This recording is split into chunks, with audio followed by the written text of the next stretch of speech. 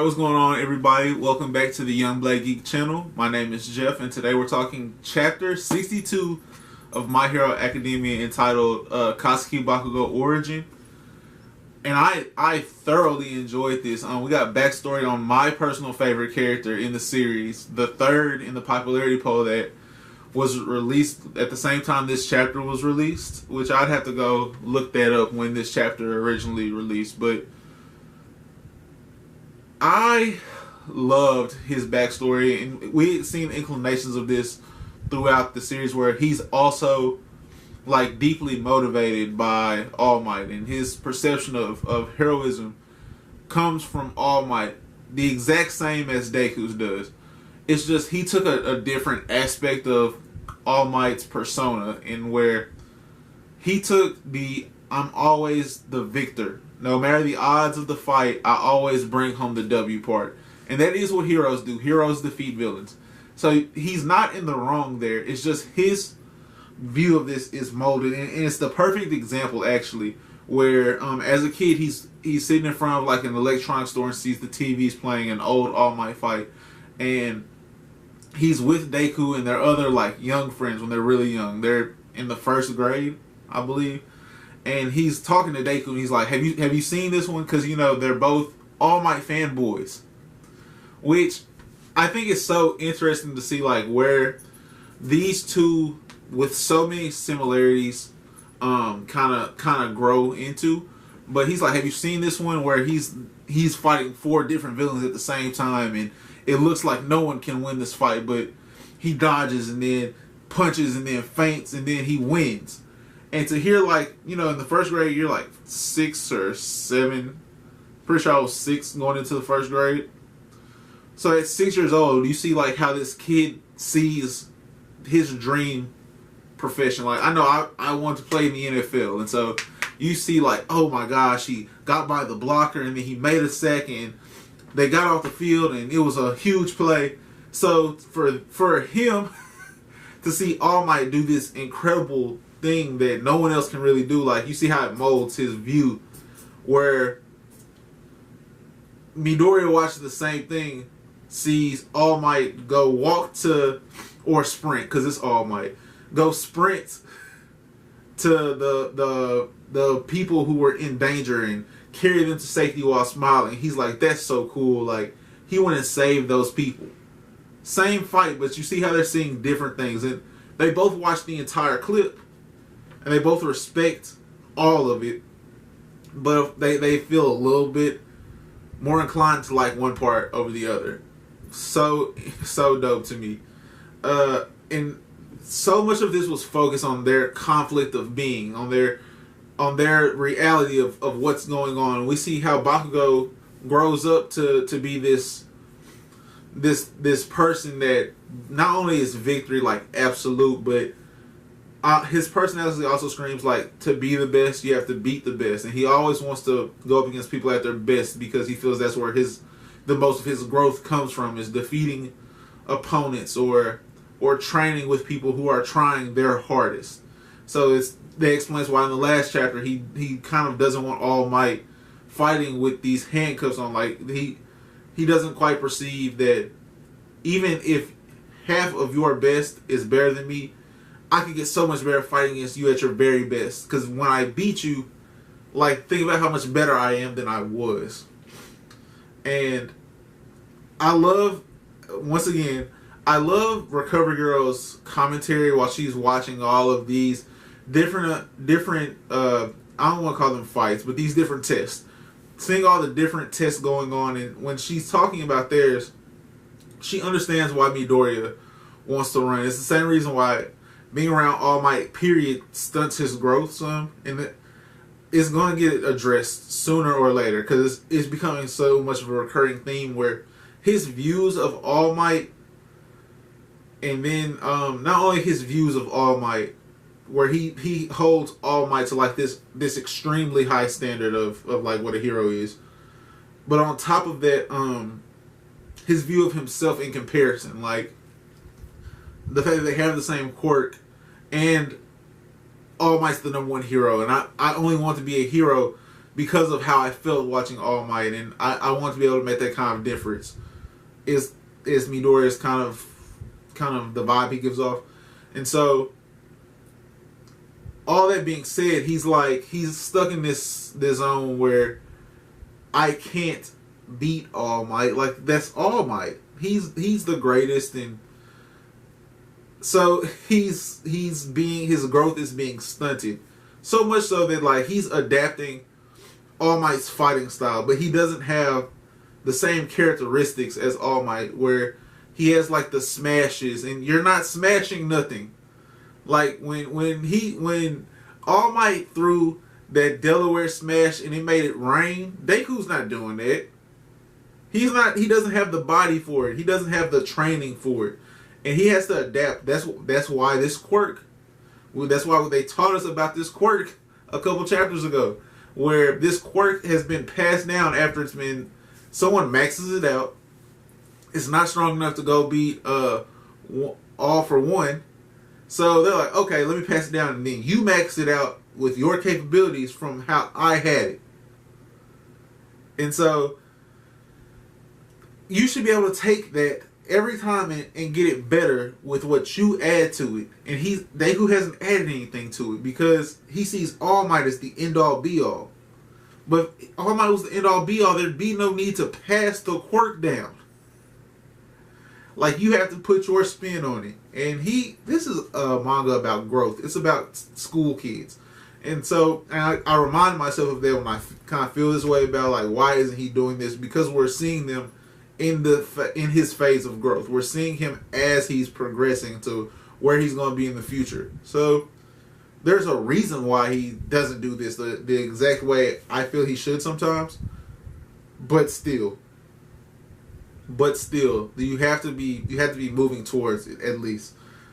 Okay, now All Might, I love the way he's drawn serious. I love like battle mode All Might, you know what I'm saying? Like the big version, muscular version of All Might when he's serious. Because the shading, the detail in his artwork, all of that's top notch by Horikoshi. All of that is top notch by Horikoshi. And all I could think of, bro, y'all should follow this dude. His name Mo. I can't think of his last name. Y'all should definitely go subscribe to his channel. I'm going to put a link to his channel in the description because I watch his videos a lot. And when All Might like takes that guardrail in this chapter, because all Bakugo has is go fight All Might on his mind. All Deku has is run away because of the way he views All Might, and the way Bakugo views All Might is like, bruh, he wouldn't run from himself, so I can't run from him. Like, I'm trying to be like him. And so while they're having like this bickering session about them needing to fight him, about Bakugo needing to fight him, he doesn't even really care if Midoriya is there or not. And Bakugo being like, or Midoriya telling Bakugo, like, look, we have to go to pass this. We can't fight him.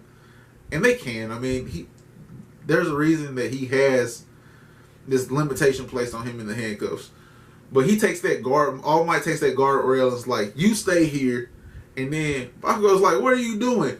Boom! Drop out, get your GED is all I could think of. When he made him throw up, he was like, I need your lunch money and your lunch. Everything, I need everything about you. Everything about you. He threw up. He hit him so hard he threw up and had like the residue, the vomit residue on his lip. And I was like, whoa. And then I was like, bro, he hit him real hard. Because it's not like All Might's really being affected a lot. He is. I mean, we get to see him like pant and say like, oh, these are definitely heavier than I expected in his monologue throughout this chapter. But think about it. He hit, let's just say All Might's 400 pounds. So he has 100-pound, because they're 50% of his body weight on each wrist, like divided. So it's 100 pounds on each wrist. So when he punched him, it was an extra 100 pounds of momentum that hit him in the stomach. So he was slept good night. And then for Bakugo to get up from that, which is a huge sign of his durability and, I mean, how serious he is about fighting in general. for him to get up from that, and Midoriya, in that moment of like, as he's running, he has like this thought of staying, like, bro, I'm not being a hero. That's what I took from it, at least, where like, I just encountered the hero killer, like someone who's known for killing heroes, hero killer Stain. Commend me, saved my life from a Nomu, because he was like, bro, you got potential to be a real hero, and to take like that, and I'm about to run, no. So he freezes, and he goes and steals Bakugo, like, look, bro, this is not you. Talking about, I'll lose before I team up with Midoriya. Like, your whole life you've been heroes win the fight, and now you talking about you'll lose to not have help from others to win the fight just because you are used to seeing him not need help. You're not him. You're not him. The same way Midoriya is not All Might. I love the parallel. I love the parallel so much. So this team up attack.